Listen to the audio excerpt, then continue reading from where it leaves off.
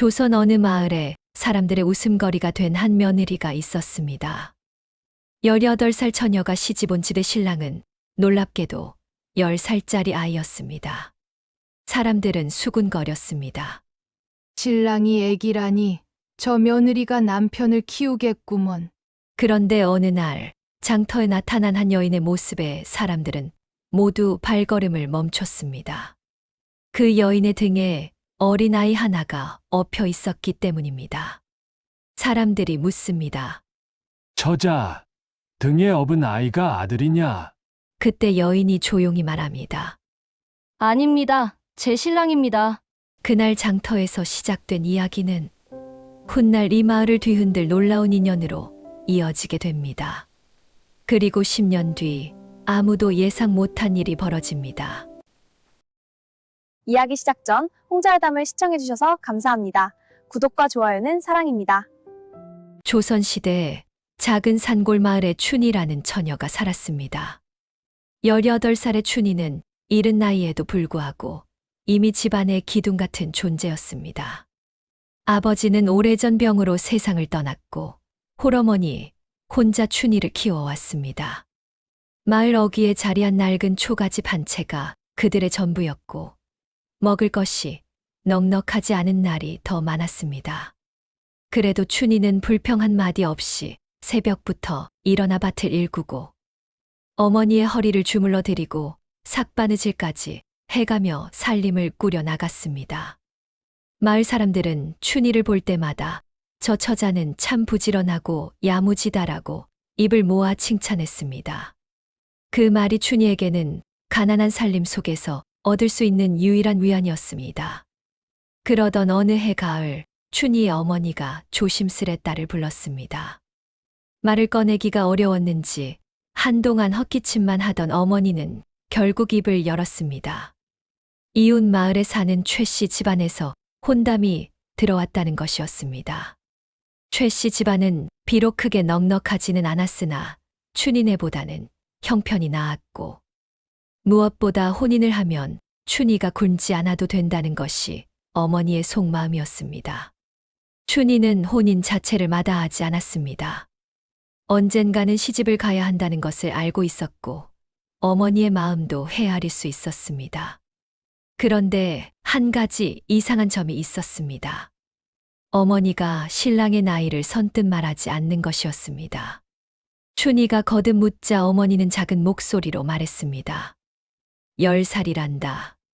순간 춘이는 아무 말도 하지 못했습니다. 10살이라면 자신보다 무려 8살이나 어린 아이였습니다. 가스서당에 다닐 나이였고 한창 들판을 뛰어다닐 나이였습니다. 그런 아이와 혼인을 하라는 말이 처음에는 도무지 믿기지 않았습니다. 그날 밤 춘이는 잠을 이루지 못했습니다. 등잔불 아래 홀로 앉아 이런저런 생각을 했습니다. 마을 사람들의 비웃음이 눈에 선했고 앞으로 살아갈 날들이 막막하게 느껴지기도 했습니다.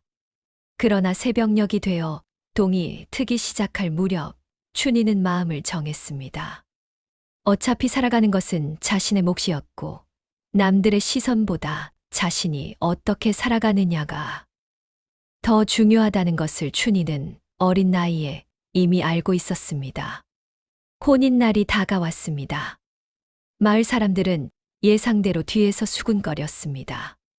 혼례를 치르는 날 처음 마주한 신랑 도령, 이름은 명준이라 했습니다.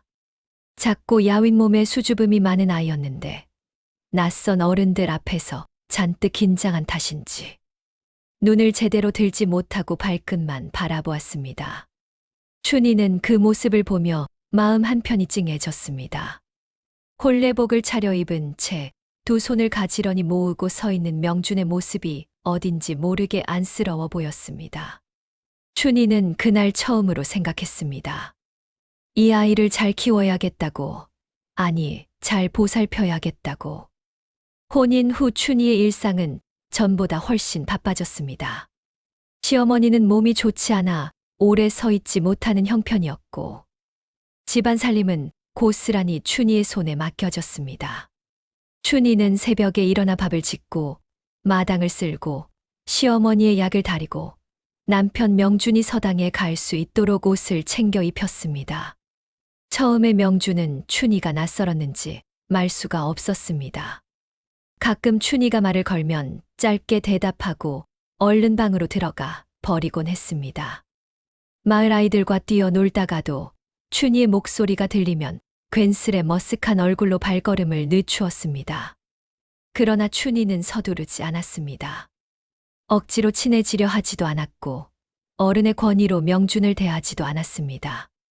그저 매일 밥을 먹일 때 명준이 좋아하는 반찬을 하나씩 더 놓아주었고 서당에서 돌아오면 따뜻한 물로 발을 씻을 수 있게 미리 준비해 두었습니다. 비가 오는 날에는 서당 앞까지 마중을 나갔습니다. 처음에는 그런 춘희의 모습에 멋쩍어하던 명준도 시간이 지나면서 조금씩 마음을 열기 시작했습니다. 서당에서 배운 글자를 춘희에게 가르쳐 주겠다며 나뭇가지로 땅에 글씨를 써 보이기도 했고, 들에서 예쁜 돌멩이를 줍거나 가을에 탐스러운 감이 익으면 몰래 춘희의 방 앞에 가져다 놓기도 했습니다. 춘희는 그럴 때마다 모른 체 하면서도 속으로 웃었습니다. 그 작은 성의 하나하나가 살림살이의 고단함을 잊게 해 주었습니다. 그리고 춘희는 명준이 가져다 준 돌멩이를 창가에 하나씩 모아두었습니다. 누군가 그 돌멩이들이 무엇이냐고 물으면 춘희는 그냥 예뻐서 모은다고 했지만 사실 그것은 명준과의 기억이 쌓이는 것과 같았습니다. 그러던 어느 해 가을, 집안에 쌀이 떨어졌습니다. 시어머니의 약값이 예상보다 많이 들었고 그의 농사도 가물어서 수확이 형편없었습니다. 춘희는 이리저리 방법을 궁리했습니다. 삭바느질을 더하려 해도 이미 눈이 빠지도록 해온 터라 손이 따라주지 않았고 이웃에게 빌리는 것도 한두 번이지 매번 손을 벌릴 수는 없었습니다. 그렇게 며칠을 고민하던 끝에 춘희는 장터에 나가 물건을 팔기로 결심했습니다. 집에서 직접 만든 집신이며 버선, 그리고 시어머니와 함께 담근 장류를 조금씩 들고 나가면 얼마간은 마련할 수 있을 것 같았습니다. 문제는 명준이었습니다. 장터는 걸어서 1시간 남짓 떨어진 곳이었고 그날은 마침 서당도 쉬는 날이었습니다. 명준을 혼자 집에 두고 가기에는 영 마음이 걸렸습니다. 시어머니는 몸이 불편하여 아이를 제대로 돌볼 수 없었고 명준은 가끔 혼자 있으면 엉뚱한 곳을 쏘다니다 넘어지거나 다치는 일이 있었습니다. 춘희는 잠시 생각하다가 명준을 불렀습니다. 서방님, 오늘 장터에 같이 가시겠어요? 명준은 눈이 반짝 빛났습니다. 장터는 언제나 신나는 곳이었으니까요. 하지만 춘희가 가져갈 짐이 꽤 많았습니다. 양손에 보따리를 들어야 했기 때문에 명준의 손을 잡고 걸어가기가 어려웠습니다. 게다가 명준이 걷다가 지치면 중간에 안아달라고 할 것이 뻔했습니다. 춘희는 잠시 고민하다가 명준에게 말했습니다. 제 등에 업히세요.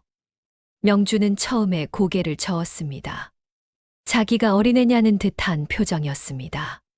하지만 춘희가 빙그레 웃으며 등을 내밀자 명준은 뻘쭘한 표정으로 결국 춘희의 등에 올라탔습니다. 춘희는 명준의 무게를 느끼며 천천히 일어섰습니다. 생각보다 가벼웠습니다. 그리고 두 손에 보따리를 하나씩 들고 장터를 향해 걷기 시작했습니다. 가을 햇살이 길 위로 길게 드리웠습니다. 낙엽이 바람에 나부끼고 들판에는 벼베기를 마친 논들이 텅 비어 있었습니다. 춘희는 묵묵히 걸었습니다. 등 위에서 명준은 처음에는 꼿꼿이 앉아 있다가 얼마 지나지 않아 팔로 춘희의 어깨를 가만히 감싸며 기댔습니다. 춘희는 아무 말도 하지 않았습니다. 발걸음을 조금 더 안정되게 옮기며 명준이 흔들리지 않도록 신경 썼습니다. 장터에 도착하자 사람들의 시선이 모여들었습니다. 젊은 처자가 등에 아이를 업고 두 손 가득 짐을 들고 나타났으니 눈길이 쏠리는 것은 당연한 일이었습니다. 사람들은 저마다 한마디씩 했습니다. 아들을 업고 나왔느냐는 말도 있었고 남동생인가 하고 묻는 사람도 있었습니다. 춘희는 그런 시선들을 의식하면서도 태연하게 빈 자리를 찾아 물건을 펼쳐 놓기 시작했습니다. 그때 장터 한쪽에서 넉넉한 차림의 양반 한 명이 다가왔습니다. 나이는 50줄로 보였고 학자다운 풍모가 느껴지는 인물이었습니다. 그가 춘희의 물건을 잠시 살펴보다가 등에 업혔던 명준을 보고 웃으며 물었습니다. 처자, 저 아이가 내 아들이더냐? 주변에 있던 사람들도 귀를 기울였습니다. 누가 들어도 그냥 지나치기 어려운 물음이었습니다. 춘희는 잠시 멈추었습니다. 부끄러워서가 아니었습니다. 어떻게 말하면 가장 올바를지를 생각한 것이었습니다. 그리고 춘희는 고개를 반듯하게 들고 조용히 말했습니다. 아닙니다. 제 신랑입니다. 순간 장터가 조용해졌습니다. 물건을 고르던 사람들도 지나가던 사람들도 잠깐 발을 멈추었습니다. 영주는 춘희의 등 위에서 두 볼이 빨개진 채 고개를 숙였습니다. 누군가는 픽 웃었고 누군가는 눈을 동그랗게 떴습니다. 하지만 춘희는 흔들리지 않았습니다. 당당하지도 그렇다고 무안해하지도 않는 그 표정이 오히려 사람들을 멈추게 했습니다. 질문을 던졌던 양반은 잠시 춘희를 바라보더니 진지한 표정으로 다시 물었습니다. 어쩌다 이런 사연이 생겼느냐는 것이었습니다. 춘희는 길게 설명하지 않았습니다. 집안 형편이 어려워 혼인을 하게 되었고 어린 신랑을 혼자 두고 오기가 걱정되어 함께 나왔다고 담담하게 말했습니다. 그 짧은 말 속에 긴 사연이 담겨 있었습니다. 양반은 한참 춘희의 말을 듣더니 이번에는 명준에게 눈을 돌렸습니다. 부끄러워 고개를 숙이고 있던 명준에게 무엇을 배웠느냐, 어떤 글을 읽느냐 하고 물었습니다. 명준은 처음에는 주저하다가 양반의 부드러운 목소리에 긴장이 풀렸는지 조금씩 대답하기 시작했습니다. 서당에서 배운 것들을 이야기했고 스스로 궁금해서 찾아 읽은 글들도 말했습니다. 양반의 눈빛이 달라졌습니다. 단순히 어리다거나 귀엽다는 눈빛이 아니었습니다. 그 속에서 무언가를 발견한 사람의 눈빛이었습니다. 양반은 자신이 인근 고을에서 학문을 가르치는 사람이라고 밝혔습니다. 명준의 눈빛과 말하는 방식에서 보통 아이와는 다른 총기를 보았다고 했습니다. 그리고 춘희를 향해 조용히 말했습니다. 어린 신랑을 부끄러워하지 않고 이렇게 곁에서 지키는 것을 보니 참으로 마음이 고든 사람이요. 내가 이 아이를 가르쳐 보고 싶소. 춘희는 놀랐습니다. 기대하지 않았던 말이었습니다. 그러나 금세 두 손을 모아 정중하게 고개를 숙였습니다. 감사하다는 말은 짧았지만 그 안에 담긴 마음은 깊었습니다. 그날부터 명준의 삶이 조금씩 바뀌기 시작했습니다. 양반, 즉 학자 이 선생은 약속을 지켰습니다. 며칠에 한 번씩 사람을 보내 명준을 데려가 직접 가르쳤고 어떤 날은 자신이 직접 춘희네 집으로 찾아와 명준과 마주 앉아 글을 읽기도 했습니다. 처음에는 마을 사람들이 의아하게 바라보았습니다. 이름난 학자가 저 집 꼬마 신랑에게 관심을 갖는 이유를 몰랐습니다. 하지만 이 선생은 아랑곳하지 않았습니다. 그는 명준의 안에 있는 것을 보고 있었습니다. 명준은 타고난 자질이 있었습니다. 한 번 들으면 잊지 않았고 모르는 것이 있으면 밤새워서라도 스스로 답을 찾으려 했습니다. 이 선생의 가르침이 더해지자 그 자질이 빠르게 꽃을 피우기 시작했습니다. 명준이 공부에 빠져들수록 춘희는 더 열심히 살림을 꾸렸습니다. 명준이 밤새 책을 읽을 수 있도록 기름을 아끼지 않았고 추운 겨울에는 방이 따뜻할 수 있게 새벽마다 군불을 때웠습니다. 자신이 먹을 것을 줄이더라도 명준 앞에는 항상 밥상이 차려져 있었습니다. 세월이 흘렀습니다. 명준은 무럭무럭 자랐습니다. 10살이었던 꼬마 신랑이 어느새 훤칠한 청년이 되었습니다. 어깨가 넓어지고 목소리가 낮아지면서 명주는 더 이상 춘희의 등에 업히던 아이가 아니었습니다. 하지만 춘희를 바라보는 명준의 눈빛은 예전과 달라지지 않았습니다. 아니, 세월이 지날수록 그 눈빛은 더 깊어졌습니다. 어느 해 봄, 명주는 과거 시험을 보러 한양으로 떠났습니다. 떠나는 날 아침, 춘희는 새벽같이 일어나 정성껏 밥상을 차렸습니다. 명준이 좋아하는 반찬들로 가득 채운 밥상이었습니다. 명준은 밥을 먹으면서 아무 말도 하지 않았습니다. 다 먹고 나서 일어서려는 순간 돌아보며 춘희에게 말했습니다. 꼭 돌아오겠습니다. 짧은 말이었지만 춘희는 그 말의 무게를 알았습니다. 그저 몸이 돌아오겠다는 말이 아니었습니다. 반드시 무언가를 이루고 돌아오겠다는 다짐이었습니다. 춘희는 고개를 끄덕이며 웃었습니다. 그리고 명준이 마당을 지나 대문 밖으로 사라질 때까지 바라보았습니다. 기다리는 시간은 길었습니다. 춘희는 여전히 새벽부터 일어나 살림을 했고 시어머니를 보살폈으며 명준이 없는 빈 방을 매일 쓸고 닦았습니다. 방 안에 명준의 흔적들이 그대로 남아 있었습니다. 창가에 가지런히 놓인 돌멩이들, 반쯤 읽다 덮어둔 책 한 권, 명준이 쓰다 남긴 붓과 벼루. 춘희는 그것들을 치우지 않았습니다. 매일 먼지를 털고 제자리에 돌려놓았습니다.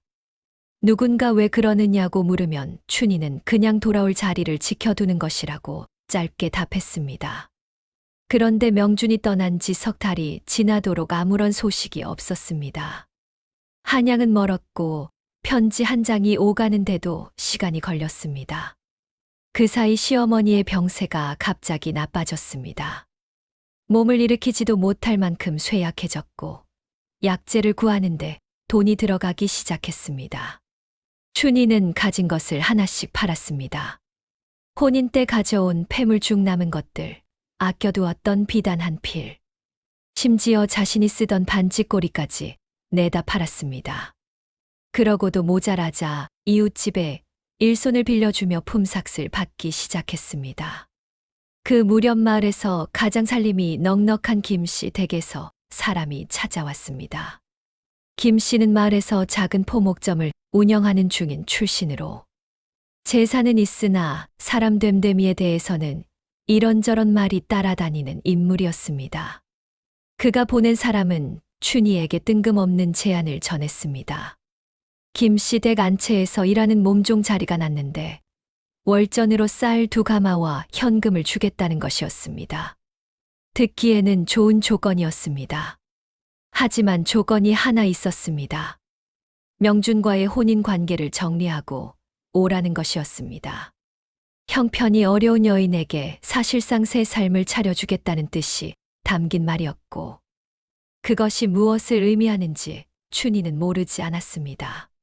춘희는 그 말을 전해 들은 순간 아무 말도 하지 않았습니다. 심부름을 온 사람이 민망할 만큼 오랜 침묵이 흘렀습니다. 춘희의 눈이 방 안창가의 돌멩이들 위에 잠시 머물렀습니다. 그리고 춘희는 조용히 입을 열었습니다. 고맙다고 전해드리세요. 하지만 저는 지금 있어야 할 자리에 있습니다. 그것으로 끝이었습니다.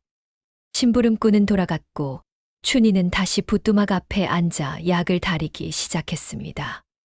그날 밤 춘희는 유독 오랫동안 잠을 이루지 못했습니다. 흔들리지 않았다고 하면 거짓말이었습니다.